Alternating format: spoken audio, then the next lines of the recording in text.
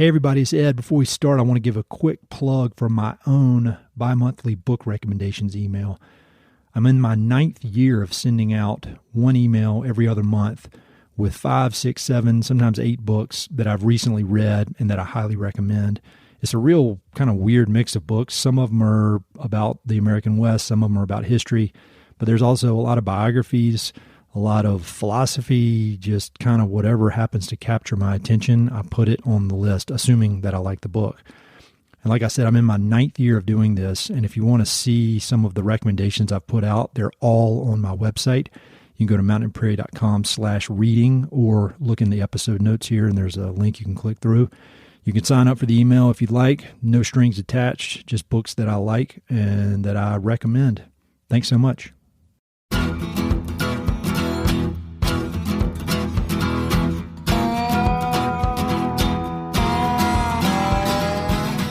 This is the Mountain and Prairie Podcast. I'm Ed Robertson. My guest today is Dr. Sara Dant.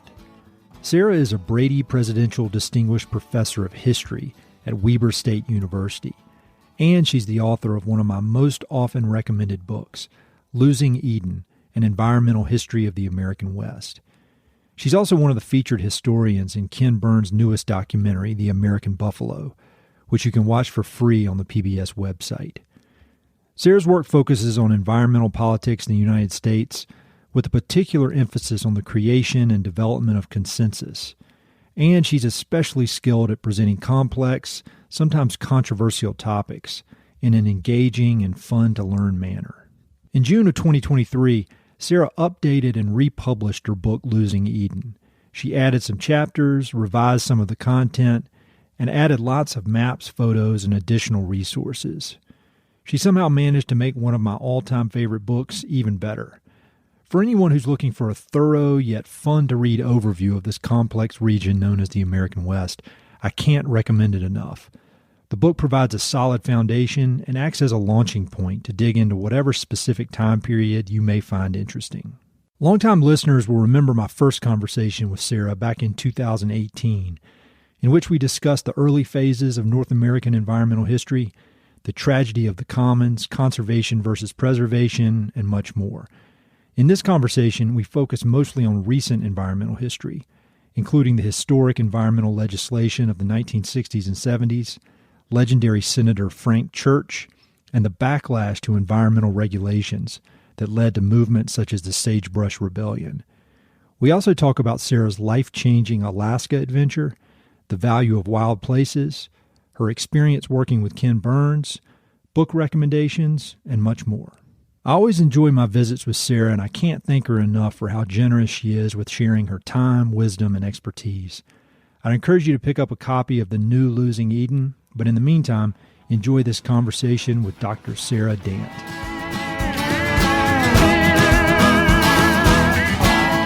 So, Dr. Dant, I'm very happy to be chatting with you, as I always am. You and I met, it was almost 6, 7 years ago now.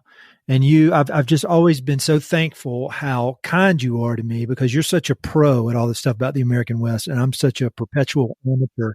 But you've been so nice. You've basically given me a free college education over the over the years.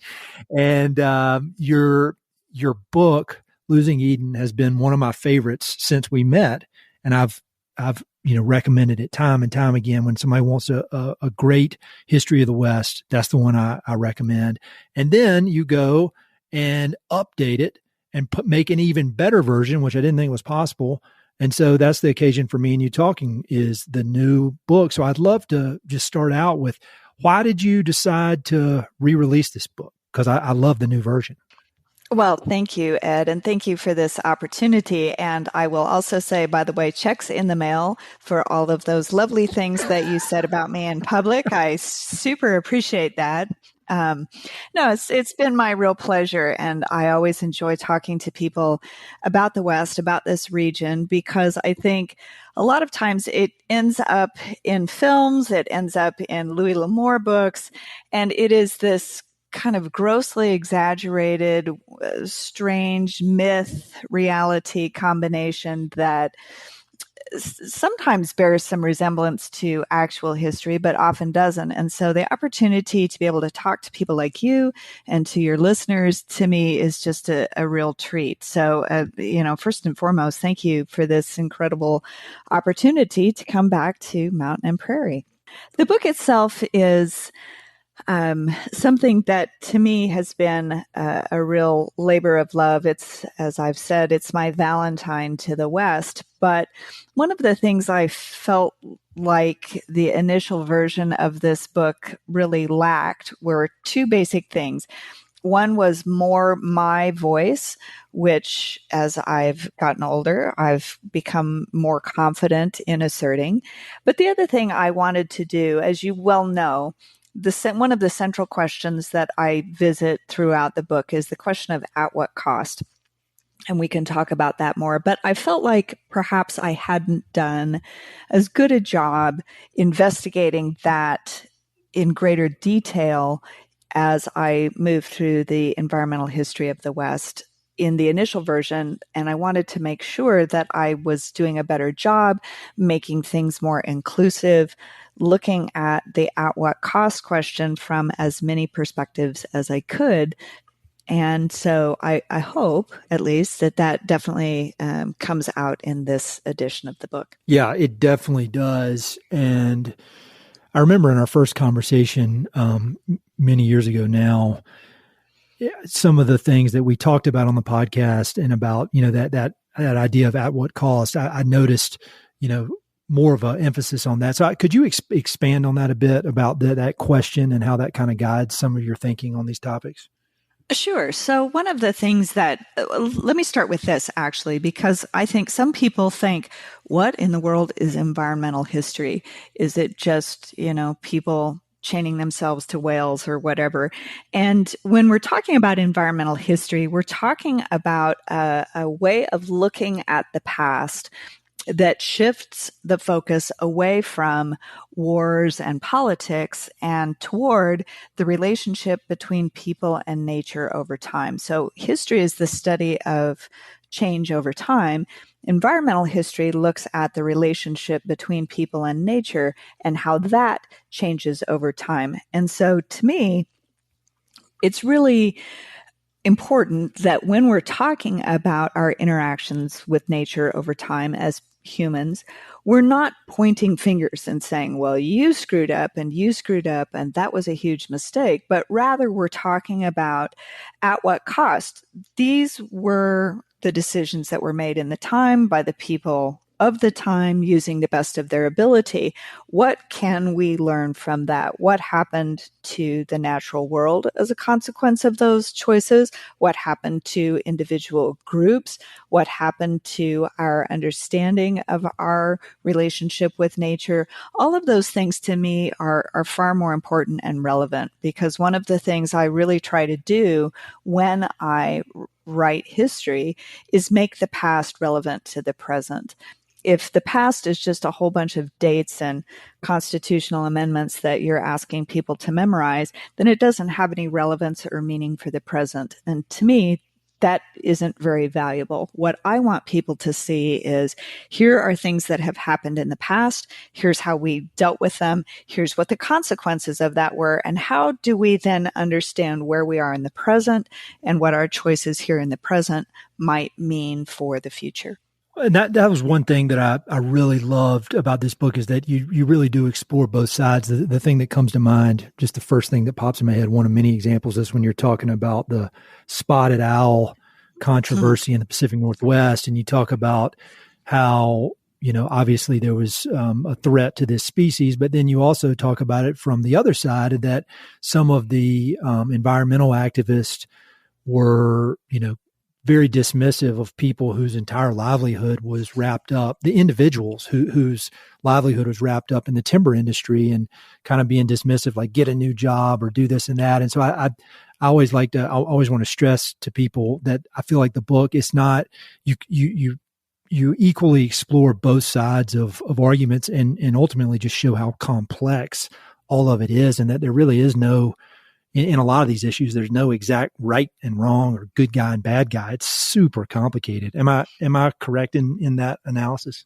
Absolutely. And, you know, one of the things I've tried to do in my writing, in my teaching, and just in my interactions in general is talk about how important the talking is, how important it is to make sure that we understand the multiple perspectives that are coming into any given situation. And my my PhD from Washington State, go Cougs, was focused on the career of Idaho Senator Frank Church, and particularly his environmental politics. And one of the things that I just found so compelling about Senator Church was his willingness to listen to all of his constituents, not just the loudest ones, not just the ones who maybe thought like he did or made the arguments that he wanted to hear, but instead he wanted everyone's perspective. And there's this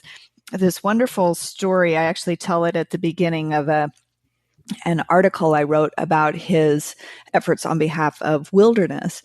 And he wanted to to get Congress to designate a wilderness area in Idaho that will, spoiler alert, it will become the Gospel Hump Wilderness Area. But at the time that he was talking about doing it, of course, the timber industry was opposed, ranching industry was opposed. There were a lot of city councils and tourist groups who were saying, no, we don't want that. That's terrible. And you have the Sierra Club and people like that saying, absolutely, this is what we want.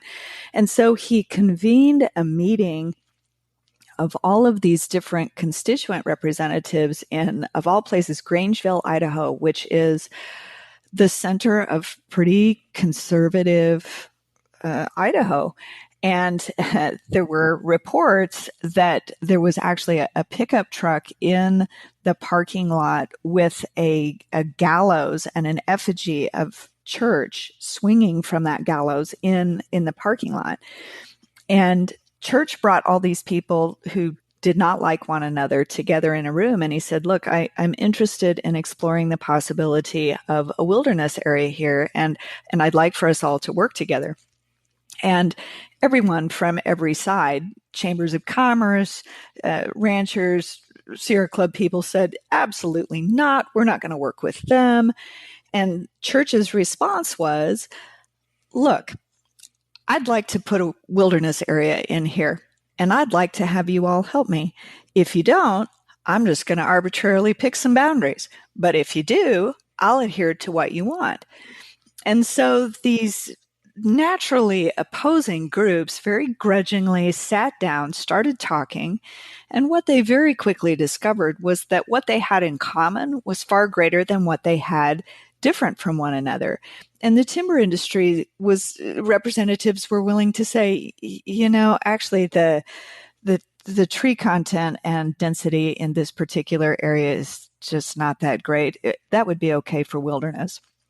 And the Sierra Club wilderness representatives were willing to say, man, I can see how that would be a terrific spot to be able to graze livestock. It's not essential to the wilderness area. We don't need it. And so instead of being adversarial, these people came together and became allies. They all signed a pledge at the end agreeing to the map that they gave to Church. And Church took it to the federal government, and we got the Gospel Hump Wilderness Area. And I did an interview with one of the members of the Sierra Club years later.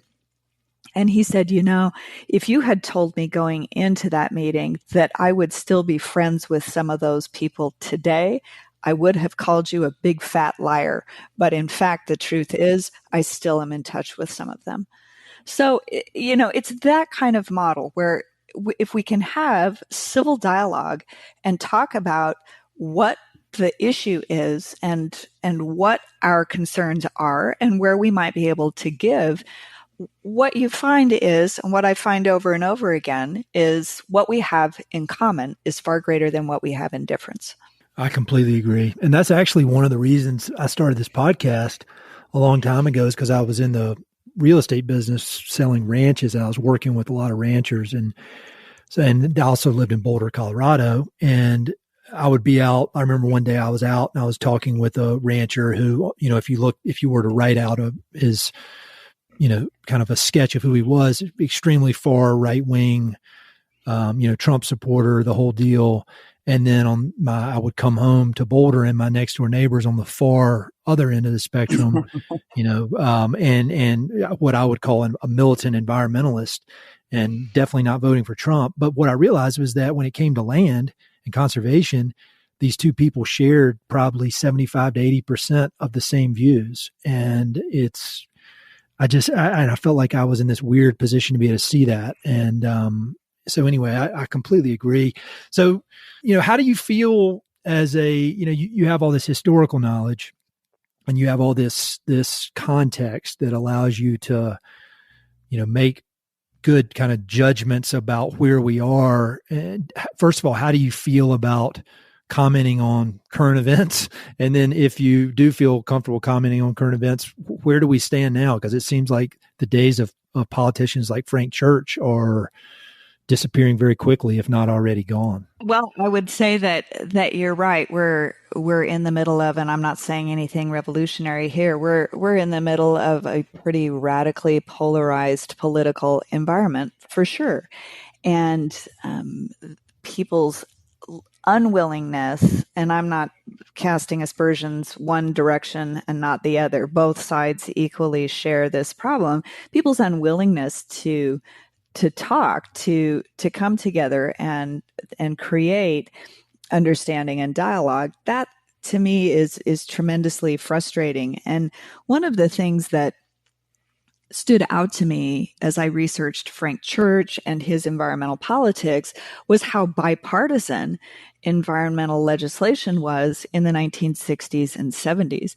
And there were, a handful of no votes on the Wilderness Act when it finally went through, a handful of no votes on the Endangered Species Act when it finally went through.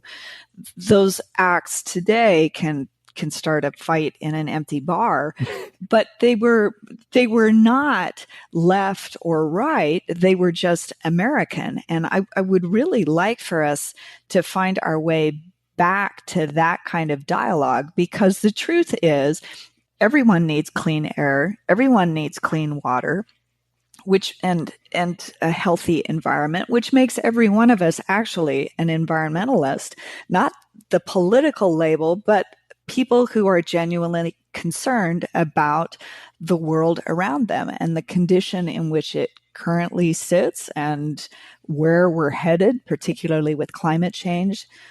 That's another reason I felt compelled to revisit this book. I felt like the beginning chapter, because of the new science that's out with genomic data, and the end chapter, which is new, about climate change, these were two really critical areas that needed to be addressed. And so I think part of what has to happen is for us to have and facilitate the kind of dialogue that allows real meaningful change to occur. And that's what, to use a gendered term, that's what statesmen like Frank Church were able to accomplish. He could make those people come to a table and he could tell them, yeah, you're going to do it because I said you're going to do it.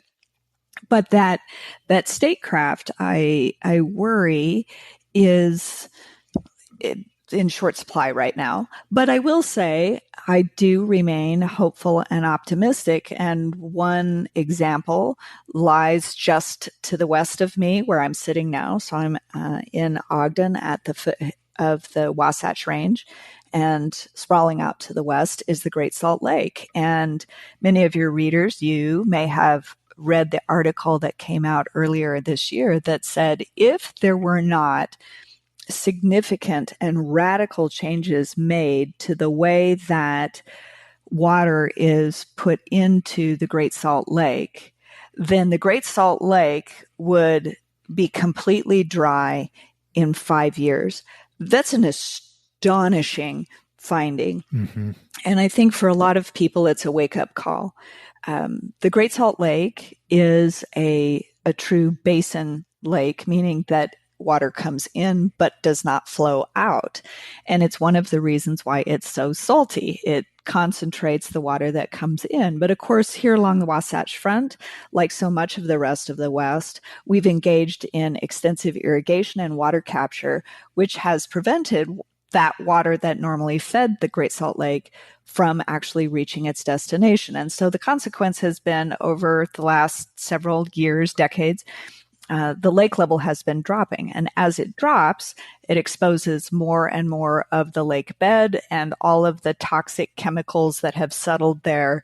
Then when the wind blows, we all breathe that. And it's becoming a very unhealthy reality. So on the one hand, there's this sort of wake-up call research that happened about what's happening with Great Salt Lake. But then a number of different constituencies began to come together because they care about the lake for different reasons. Some, of course, are environmental advocates. Some of them are advocates because this is one of the major flyways for bird migrations through the United States, and without water, that's not going to work very well. But something as simple as taking the leadership of the Utah State Legislature up in airplanes and flying them out over the lake with people who could say, see? And they were shocked. They were absolutely shocked. They had no idea because they hadn't been paying attention. It's like this enduring thing. Mountains are there, lake is there. But when people finally saw, and it could be combined with the research, and you had a number of voices coming in, now there's a plan in place. The Church of Jesus Christ of Latter-day Saints, one of the largest water rights holders in this area, has given many of its shares of water to the lake. And that acts as a model, a compelling model for a lot of other water rights holders. So we're seeing the change even in a state like Utah, which is very conservative, tends to be about private property rights and not so known for its environmental activism. Nevertheless, when there's something like Great Salt Lake, all kinds of people can come together because they care. And when you can bring the caring together, it doesn't matter what your political affiliation is. It would be nice if we could continue to do that, to talk about the world around us without the politics of the world around us coming into play, because they really don't matter that much. I love that. And one of the big takeaways the first time I read your book was about Frank Church, because I just didn't know anything about him at all. And we never, in our first podcast conversation, we never got to talking about him. And I'd been living in Wyoming. When I moved out west, I moved to Wyoming, and I obviously knew the name because his name is everywhere, but I just didn't know much about him. I'm curious, when you were coming through to get your PhD, you could pretty much study any subject or any person you wanted. Like, what was it initially that captured your attention about him? Because in reading about him in your book, I became kind of obsessed with learning more about him, and just seemed like a real kind of the best of politics in a lot of ways. I mean, was there a moment when he really captured your attention that you can think back on, or was it kind of a slow burn of learning about him more and more? Well, I will confess that one of the great challenges of getting one's PhD is figuring out what you actually want to spend that much time and energy learning more about. And for me, that was a really daunting prospect. I had been, I spent 5 years in between my master's and my PhD as the entire history department of a small 2-year school, where one of the wonderful opportunities I got was the ability to teach an environmental studies class, which I had just sort of created.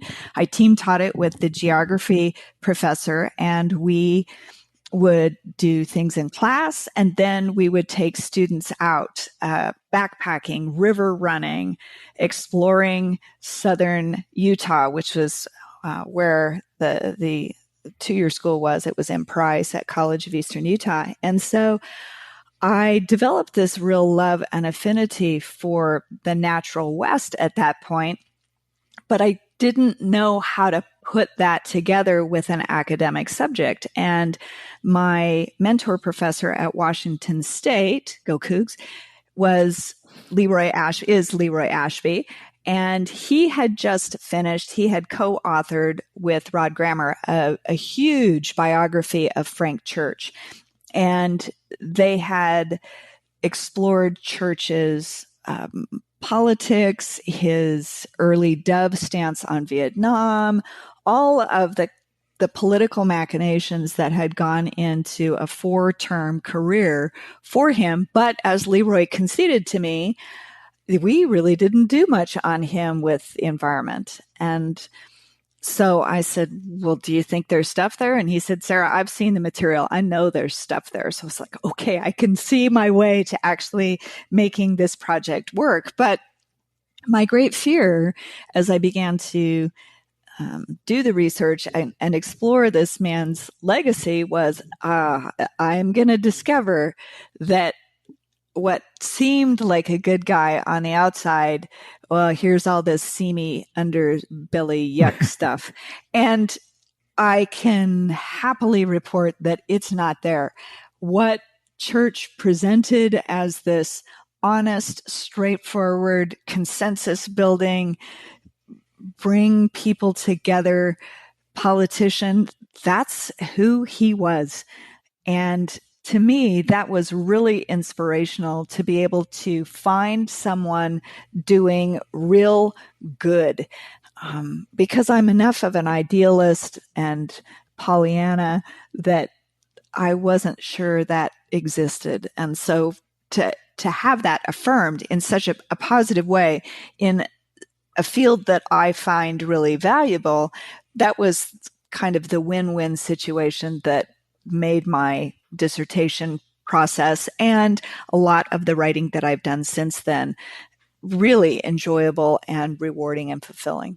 Well, when you read about, that chapter of history, Frank Church, and then the bipartisan support for all that conservation work and legislation that happened, Wild and Scenic Rivers, the Endangered Species Act, it seemed, looking back, that in a lot of ways that seems like a special time in history. And then things started to change. And like you said, the reason I read history is because I want to try to understand what's happening around here, at today better.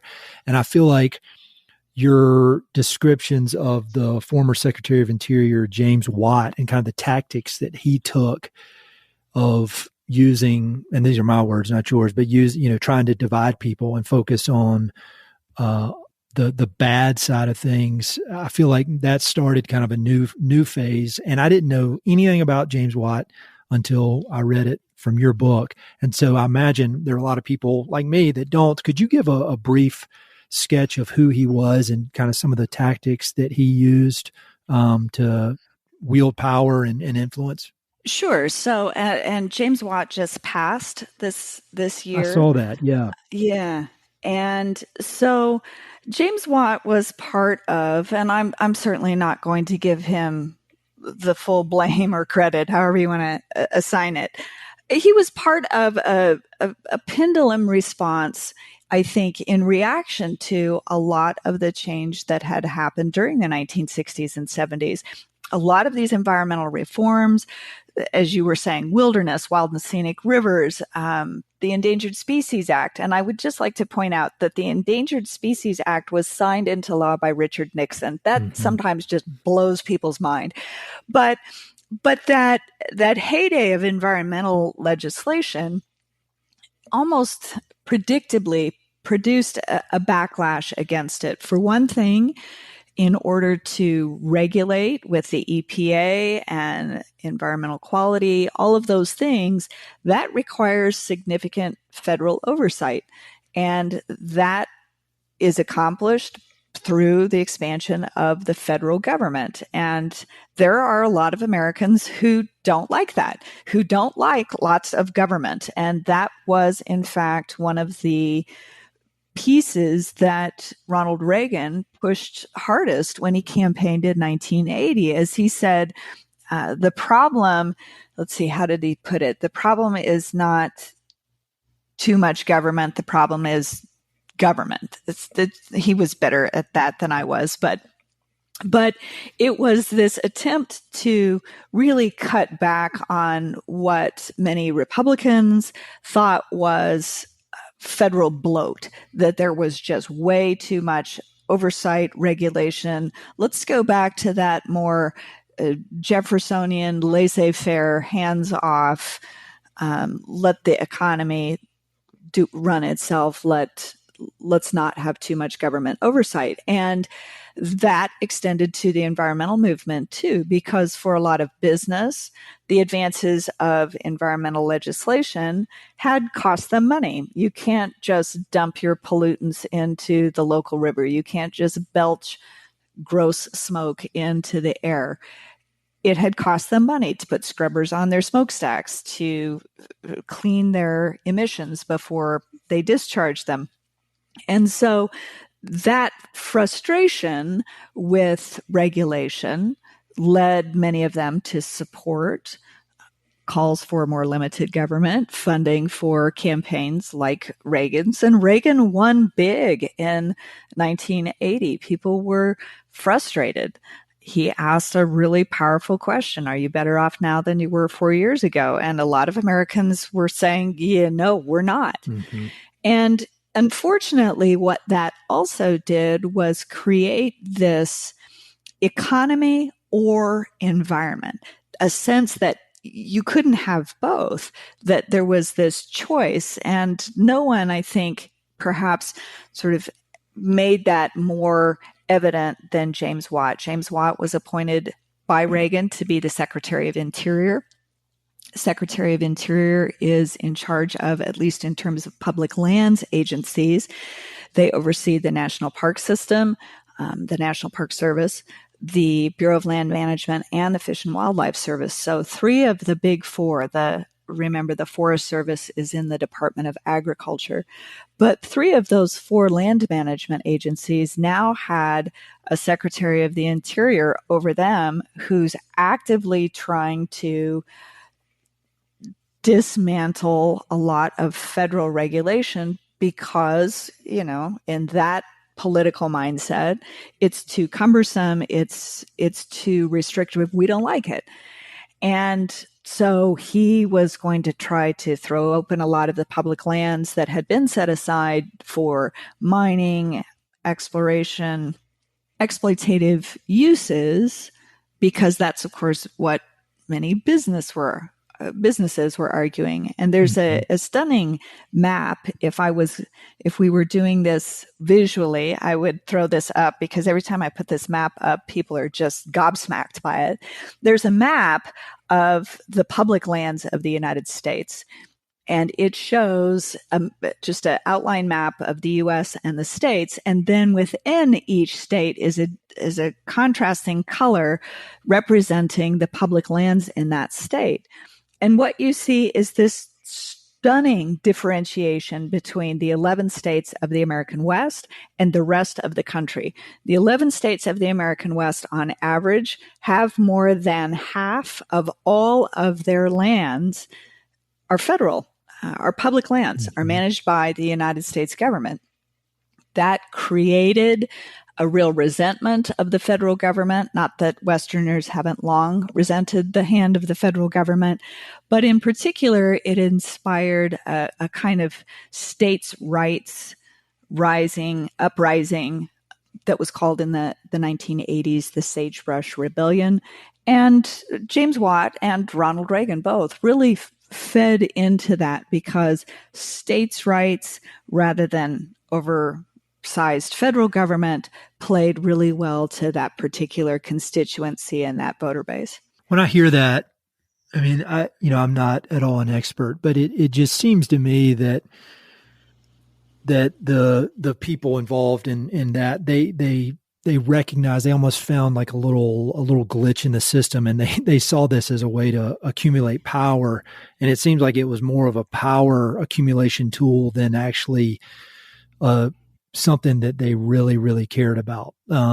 And I don't know, but maybe that's the cynic in me thinking that. I'm obviously biased, because if you look how we've fast forwarded to 2023, and now that's what everybody does, is they focus on these negative, divisive things, because it's a way to gather power, not really a way to move anything forward or accomplish anything. Well, and to me, I mean, one of the things as a nerdy historian that I objected to immediately when the Sagebrush Rebellion was making its case was that unless you're the original 13 states, you never had the land that then the federal government took.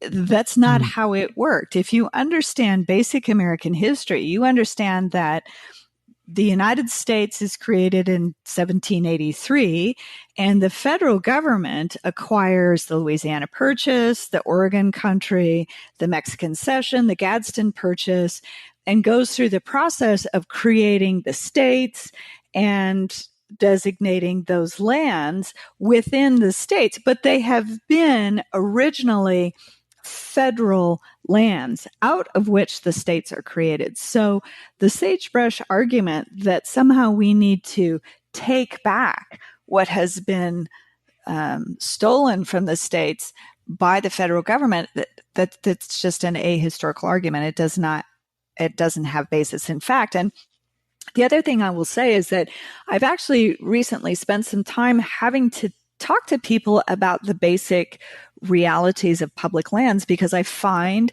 that they don't maybe understand about public lands the way that we kind of assume everyone does. And so the classic example is when a president declares a national monument.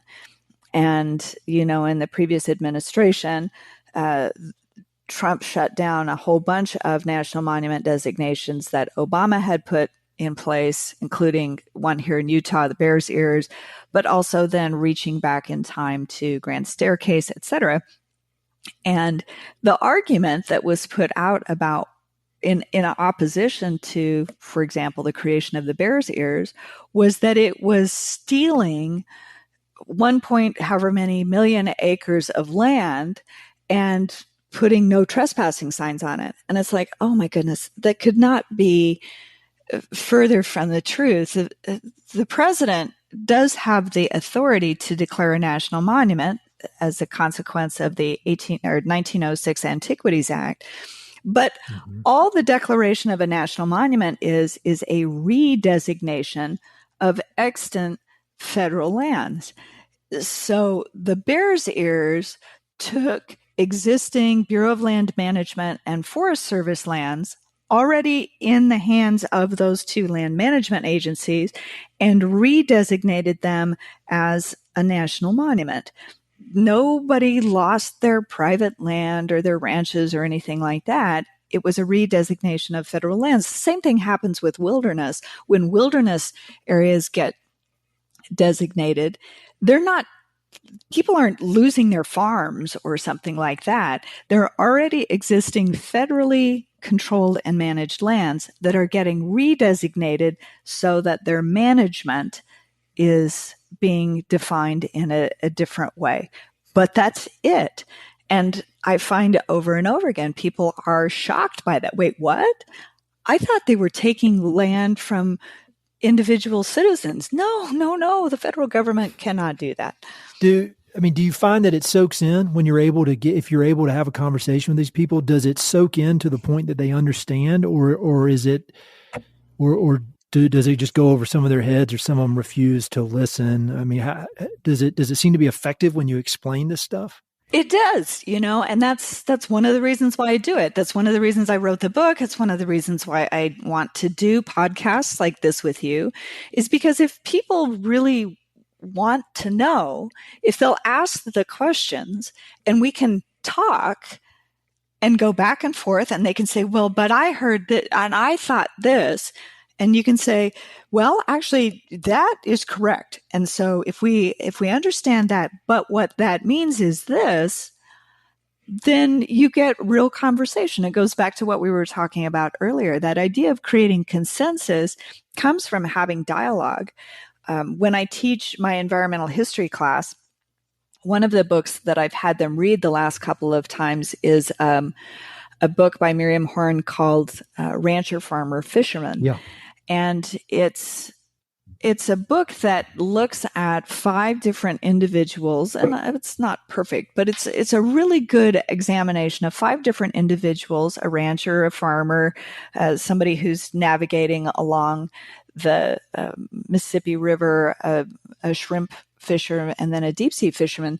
And these people typically are on the conservative end of the spectrum politically, but they're really good stewards of the land. And it kind of blows my students' minds when they realize that they have so much in common and that they wouldn't have thought they did until they were forced to listen to the stories of these individuals. And, so that becomes the larger message of class is, no, this is not about I'm right, there's only one way to do this. It's about how do we come to understand all the different perspectives, think about what all the different perspectives might be, and then try to find the best solution that addresses most of the problems. There's not a perfect solution out there. We can't tell people we need to quit chopping down trees. Well, okay, but unless you want a world without wood products, that's not very realistic. And so we have to talk about these things realistically. Does that mean we could do a better job of timbering and wood harvest? Of course. Can we talk about sustainability? Of course. But we can't just say, no, we're not going to do that anymore. No, we're not going to do that anymore, because that shuts down the dialogue as quickly as anything else. Yeah, I think no matter what political spectrum, what end of the spectrum you're on, I think everybody is just overwhelmed with information coming at them from every angle all day long. And I think that's where the power of somebody like you being able to have a conversation with them or be on a podcast or write a book and present information at a pace that humans are used to consuming, not just, Right. and really, I think in person is the key, because then you can see people as people and you understand their challenges and understand where they're coming from. And I'm very thankful that you're doing that. And, it's obviously helped me a ton, and I can't imagine how many other people it's helped. Another question I have for you. So last time I saw you in person, it was pre-pandemic, which is crazy. And you had just returned, or you were maybe 5 or 6 months out of returning from a pretty life-changing trip up to the Alaska wilderness. And that a lot of that is in the new final chapter of Losing Eden. I was wondering if you could talk a bit about that experience up there in Alaska and kind of first of all, what you were doing, and then what were the big takeaways to you personally? Sure. That was, as you said, a once in a lifetime opportunity that I had, and I fully recognize up front that it was a privilege that I got to have this experience. But in the summer of 2019, myself and 9 other people, 2 of whom were the river guides, floated down the Hula Hula River, which comes out of the Brooks Range in northern Alaska, and it flows due north so that it empties out into the Arctic Sea. When we're on the coast there, the next thing, if you could see it, would be North Pole. Felt like waving at Santa when I was there. But it was it was really perspective altering to me, because the Hula Hula River flows through the heart of the Arctic National Wildlife Refuge, which is a gigantic federal set aside of public lands, some of which is wilderness, some of which is not. And we got the privilege of being dropped into that area with a little bush plane. It's one of those things where they can fly you in, but they can't fly you out because you'd be too heavy. So you're kind of committed once you get in there. And it was 2 boats of people, 5 of us on each boat. And for 12 days, we floated down this river and saw no one. And to me, what was so astonishing about the experience was this sense of seeing America like it must have once been, where you could, the scale of the landscape and not a single human thing in it other than us. There's no power poles, there are no houses, there are no department stores, there's no highways, there's no nothing. For as far as you could see day after day, the sounds were not the sounds of people, but it was the sounds of nature. And just being that immersed in the natural world was a gift. There's no other way to say it. It was an absolute gift. Obviously, there's no cell phone coverage, nothing. So it was a true kind of retreat into what was once America, I felt like. And that's not realistic. We're not going to live like that. Obviously, there's a whole bunch of us now. But thinking about how we can be better stewards of the world around us, being in a place like that really inspired that. And it's why I chose to use that as the framing device for the last full chapter in the book, because I felt like in many ways the journey itself was part of my coming to understand the journey that we're on to reconcile ourselves to a more sustainable way of interacting with nature. There's a part at the very end of the last chapter where you talk about why wilderness is important to you, and I would love to hear more about that, because where you were is obviously a focal point of the battle between wilderness and energy development, and we need energy. We need the United States, obviously, if we shut down energy production tomorrow, it would be a real problem. But there's also this need that's harder to quantify for wilderness and for these wild places. I had the pleasure of interviewing Doug Peacock, who's a grizzly bear advocate, and he speaks so eloquently about why we need wide open, wild places that are kind of dangerous. And so I'd love to hear more about why you think wilderness is so important in the grand scheme. And one of the things I'm going to suggest at the end is for your readers to read an essay that William Cronin, who's one of the leading thinkers in environmental history, wrote several years ago. It still is really powerful.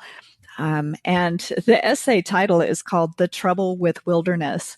And it's a very thought-provoking piece, and we can talk about that if you want at some point. But to me, the value of, and let's not use I don't even need to use the term wilderness so much, because that sometimes gets politically loaded, because, then we designate it, and then it's the land of no use, and people get hung up in that word. But if we're talking about wild places, that's where value is. And again, we need to think about this as not what it does for us necessarily, but as part of this, we're one species among many on the planet, and all species need different things. And we've certainly taken our share of things. We have big cities and we have rural areas. We have all of these places, but the other species of our planet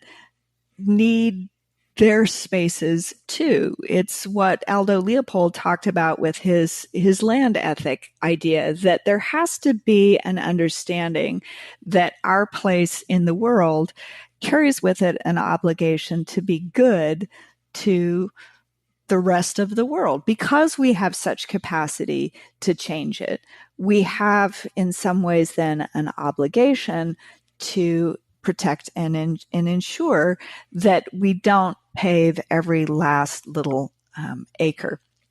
And in some ways, again, Frank Church was really terrific about this for me, because here's a man who was instrumental in the passage of the Wilderness Act. People don't know that about him, but he was the individual who managed the floor fight in the Senate for the Wilderness Act.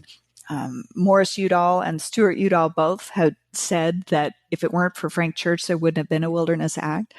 Church came back again and passed an Endangered Wilderness Act in the 1970s. And he's the one who gets us the Great Big River of No Return Wilderness in Idaho, which was later named the Frank Church River of No Return Wilderness. Mm-hmm. But he also understood that while we needed these kinds of places in the world, we needed development too. And that was one of the things he did so well in Idaho. For example, there was because I can get away with saying this, there was a dam controversy in Idaho, and it was about a dam, and it was about whether or not the question was, we want to build a dam in Hell's Canyon on the Snake River because it's a damn good spot. DAM. It's a damn good spot. And the question was not really whether we should build a dam, but where and who. Should it be the federal government? Should it be private power? And where do we want to put it? And one of the proposals for the dam was to put it right below the confluence of the Salmon and the Snake Rivers so that it would have backed up flow into both. And more significantly, this dam would have blocked salmon access to both rivers. And that was this turning point for Church, because what he realized was Idaho needs this dam, and it would be good for our industry and good for our development. But we don't need it to block both rivers. We can have some rivers that are working rivers like the Snake and some rivers that are wild rivers like the Salmon. And in fact, that was the genesis of the Wild and Scenic Rivers Act, was Church. Again, most people don't know this. Church initially proposed legislation to protect the Salmon River because of these dam threats, DAM. And then he realized that this was not a unique to Idaho problem. And so it became, and passed finally in 1968, the Wild and Scenic Rivers Act, which is a nationwide system of protection. We need both. We have to have places for people. People need to be able to do what people need to be able to do, but they don't need to do it everywhere. And other species, salmon, bison, grizzlies, they need their space too. And surely we can be good enough stewards to think sustainably long-term about both responsibilities. When I first read your book years ago, I had very limited experience on rivers, and I just recently in September I floated down the Green through Gates of Lodore, and we stopped at Echo Park. And so when I was rereading your book, I had a much greater appreciation for Echo Park, because that was a place that was slated to be flooded. And after spending a few days down in that area and walking around, and it's hard to quantify, obviously, but selfishly, I'm very glad that's not underwater. Well, yeah. And so too are all of the animals and plants that rely on that, and that rely on that ecosystem and that entire region. Because you put a dam in there, then, if you build it, they will come. You put a dam in there, then roads, then settlement, then houses, then industries. And not every place needs a dam. I agree. We were laughing before we started recording that you didn't mean to, but you pretty much broke my website because everybody was Googling Sara Dant after the Ken Burns documentary came out. And how was that? I mean, I bet that was quite a thrill getting to participate in one of his productions. It was a real privilege, and I have to say that one of the things that most impressed me was how responsive Ken and the entire team at Florentine Films was to the historians arguments and contributions. There were 4 of us historians who were the major kind of checkers of that aspect of things. And gosh, I probably saw 2 or 3 iterations of the script and then 2 or 3 iterations of the documentary itself. And in each phase, there was no holds barred. What do you think? What do you like? What do you not like? Did we get something wrong? And what I could see happening over the course of this was real change. That what I saw initially in the script and what everybody got to see in mid-October on PBS was dramatically changed and for the better. That's really cool. I'm glad to hear that, because I've just heard, obviously have great respect for everything Ken Burns does, and that ramps it up a few notches.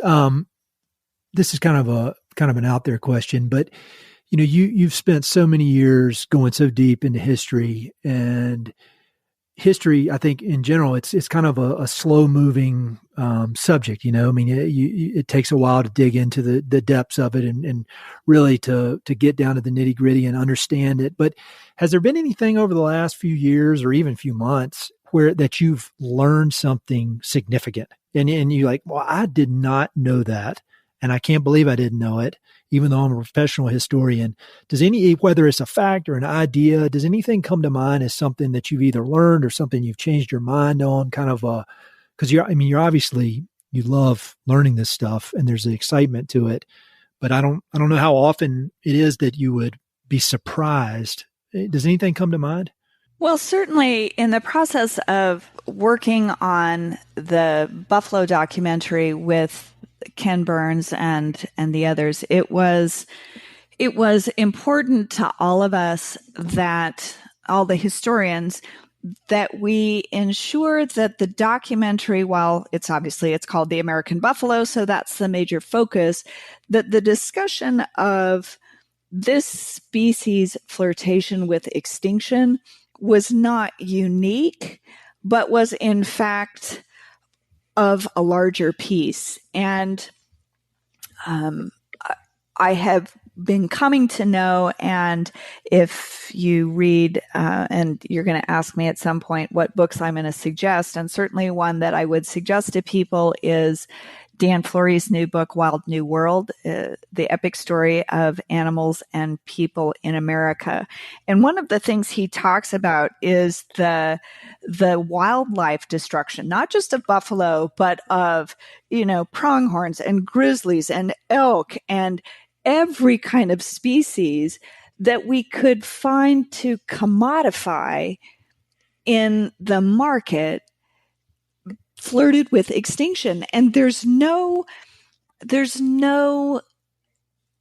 regret about that. There's this sense, I think, and this, so you're asking me what's sort of my epiphany. My epiphany has been that for a lot of people, there's just a concession that, well, that's just the price of progress. That was just inevitable.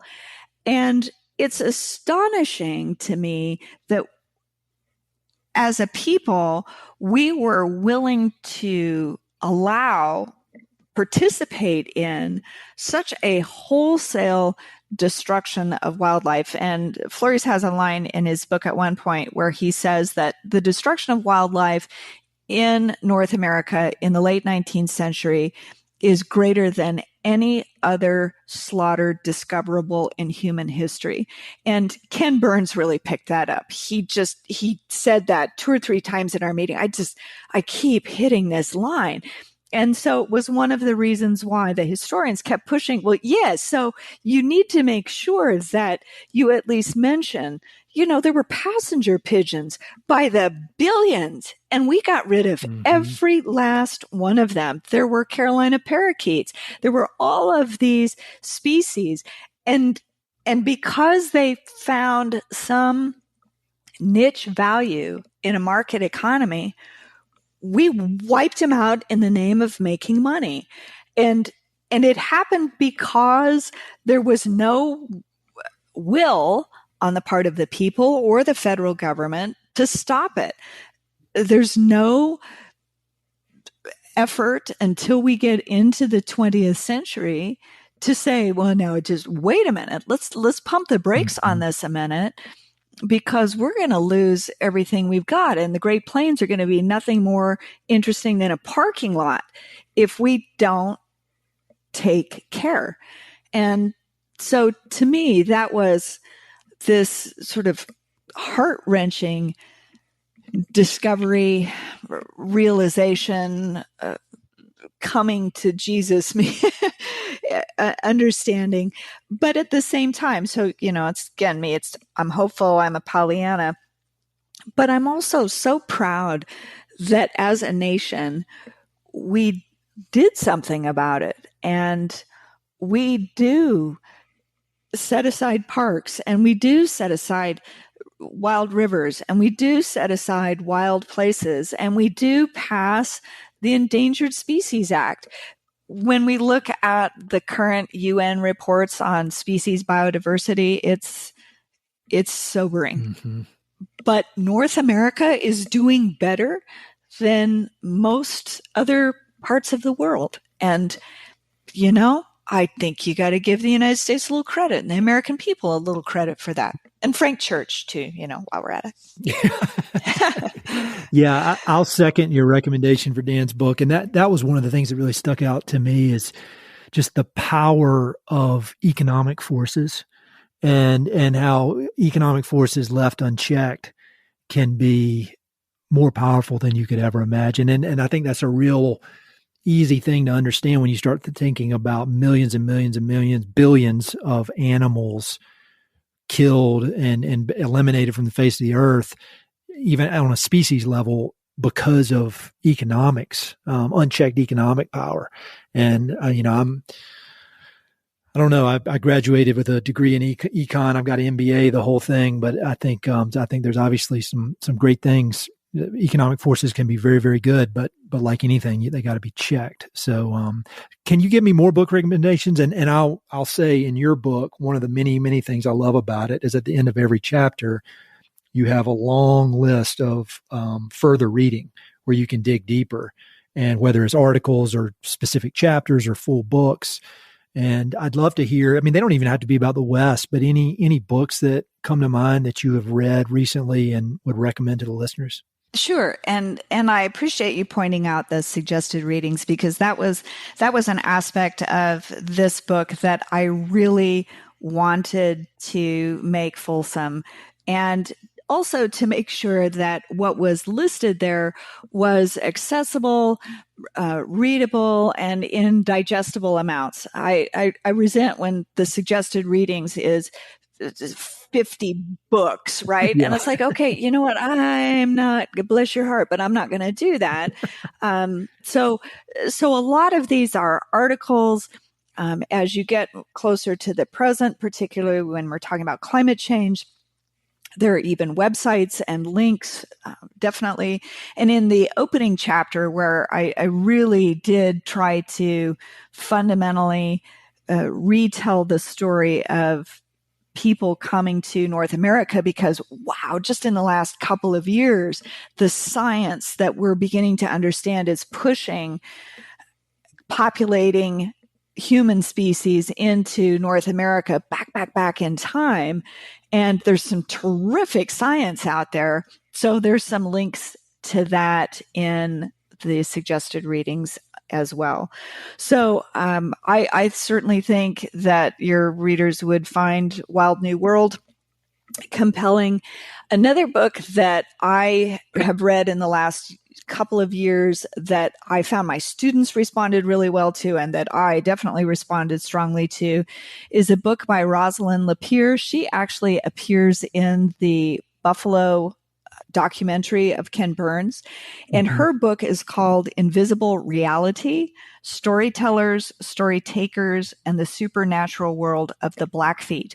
And Rosalind is a PhD historian who's also a Blackfeet medicinal healer is probably too strong a word, but one who is deeply trained culturally to understand medicinal plants, etc. And the book is this incredible coming together of traditional historical research, archives, argument, etc., but then also the cultural knowledge that she brings to bear as a Blackfeet.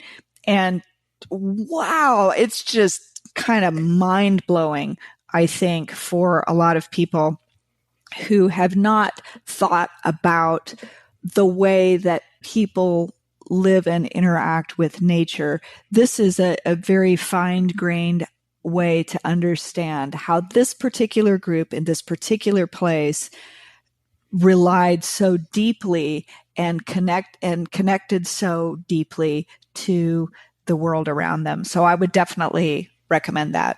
That's great. I don't think anybody's ever recommended that one before. Do you ever just read like John Grisham books? Do you ever just like unplug completely, watch Netflix? Like what's the candy version? Like if a good meal, if you're talking about like candy as not that good for you, but fun to eat, what's that for you for entertainment? Well, okay. So I just absolutely adored Deadwood and watching the series Deadwood and the film that came after that. And then I'm actually going to do some kind of thing. I need to do some kind of thing on, what's his name? Seth MacFarlane's A Million Ways to Die in the West. That show cracks me up. My goodness. And you can tell the guy is actually, he's done some history homework because his jokes are funny. And he's like smart, accurate. His history is good. So, those kinds of things, I kind of absolutely one needs a little bit of ridiculousness for sure. I also had I was going to say, I had an opportunity about, I don't know, a year or so ago right after the pandemic to do a book discussion about Rachel Carson's Silent Spring. And it had been a while since I read Silent Spring. And so I found incredibly valuable to go back and reread it. And to me, two things stood out. One is this woman is a gifted writer. She communicates science ideas in ways that are compelling to ordinary readers. But beyond that, it's really contemporary. It holds quite well. It's not like watching some, black and white movie that you think, oh, bless their hearts, that doesn't work anymore. It absolutely has merit and value even into the present. So that's kind of, every once in a while one should say, oh, let's go back and dip into a classic. And so I find that that's a really readable classic. I had mentioned too before suggesting that you have a look at the essay by William Cronin called The Trouble with Wilderness. And in particular, he's going to challenge this idea of us only valuing places that have labels on them like national parks, or that somehow because they're distant and remote, that gives them value. And if you don't mind, I'm going to just read to you the last two lines of his essay. Please. Because I think they are useful. He says, most of all, it means practicing remembrance and gratitude, for Thanksgiving is the simplest and most basic of ways for us to recollect the nature, the culture, and the history that have come together to make the world as we know it.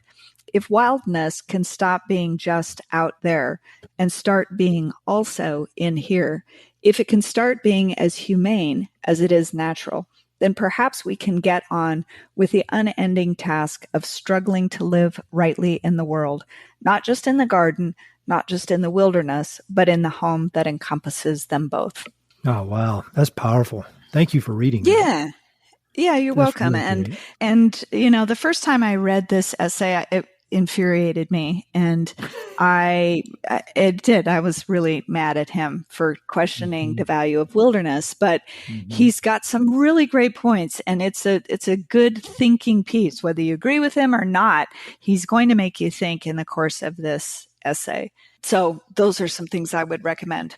Those are great. And it speaks, it's funny you talked about Rachel Carson, because it was almost exactly a year ago, like to the day almost when we're recording this, I was with Douglas Brinkley, the historian, and we were doing a podcast, and your book was on his table in his house. I said, "Hey, I know her." And he said, "I love this book. I just wrote a blurb for it." And then the blurb is on the back by Douglas Brinkley talking about how great Losing Eden is. And so once again, I don't know why I'm in the middle of all you smart people, but I'm very happy to be here. Last question for you. If, knowing the people that listen to this podcast, they're the kind of people that would love the essay you just read. They're curious. They want to have their ideas stretched. They want to learn. They obviously love the West. You have so much knowledge and wisdom built up from so many years of study and living in the West. And so any kind of parting words of wisdom for the listeners? I would say, one of the things I get asked a lot is, how in the world are you still optimistic when it seems like there's so much to be pessimistic about? And, I'm not going to lie, I can find a lot to be pessimistic about too. But I find that the antidote to that is getting involved. And so I would really encourage your readers, you, me, to be more involved. And you don't have to change the world. It's not your fault that it's the way it is. So it's not your obligation to fix all the problems either. But people care about what they know. And when they get involved in something they care about, then they have a real connection to the world around them. And that's what fosters change. So if you want to join a national organization and lobby Congress, that's great. But if you want to just support your local nature center, if you want to read to kids about how something, I don't know, Rachel Carson should be everybody's hero, that I think is really the key.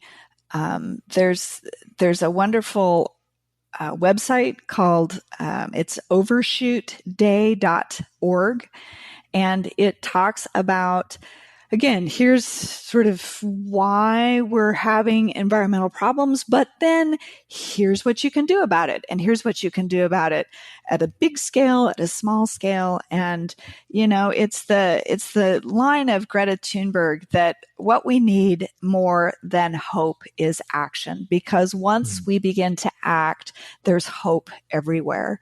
And to me, that's the most inspiring quote I can come up with. I love it. And I love the opportunity to chat with you, and I love your writing, and you've just been so kind and generous with your time with me over the years. And I know the listeners all really, appreciate you spending so much time, not only writing the book, but then, spending time talking on the podcast and talking with individuals, and really, you've got this, you do this, have this perfect mix of thinking very hard about these issues, but then also, like you said, acting on it and making things happen. So I'm very glad to know you, Sara, and I thank you for everything you've done, and I'll look forward to hopefully hanging out in person one of these days again soon. It's absolutely my pleasure to join you, Ed, and I appreciate that you're doing this good work and giving people access to lots of different ways of thinking about the world around them, and I'm honored and privileged to be one of those voices, so I thank you.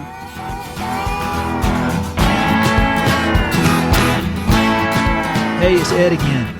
Thanks so much for listening to the podcast. I know your time is valuable, so it means the world that you spend it listening. If you want to support the podcast and help it to continue to spread and grow, there are a few ways you can help. Number one, pass it along to a friend or share it on social media. Word of mouth recommendations are the most powerful way for ideas to spread, so I'd love it if you could share the podcast with a few pals who might enjoy it. Number two, you can go to Apple Podcasts and give it a 5-star review. Good reviews encourage the Apple overlords to suggest the podcast to others. So there's a link in the notes if you'd be so kind as to give it 5 stars. Number 3, you can support the podcast financially via Patreon, and there are exclusive benefits for those who do, including a monthly behind-the-scenes newsletter, Mountain and Prairie stickers, live and recorded video chats with podcast guests, and much more. Number 4, I've also got 2 emails that I send out. The first is my weekly email called Good News from the American West, which I send out every Wednesday. It's only positive news, something we can all use a little more of these days. And my other email is my bi-monthly book recommendations email. One email every other month with 5, 6, 7, or 8 books that I've recently read and highly recommend. The thousands of people on both of these lists will vouch for me. No spam or other funny business. And number 5, finally, check out my online store for Mountain and Prairie stickers, shirts, and coffee mugs. I've got some really cool designs from Western artists with more on the way. So head to mountainandprairie.com/shop to check it all out. I'd love to connect with you. I'm on Instagram and LinkedIn, so look me up on either of those platforms by my name or through the links on my website. All right, that's it. Thanks so much for your support.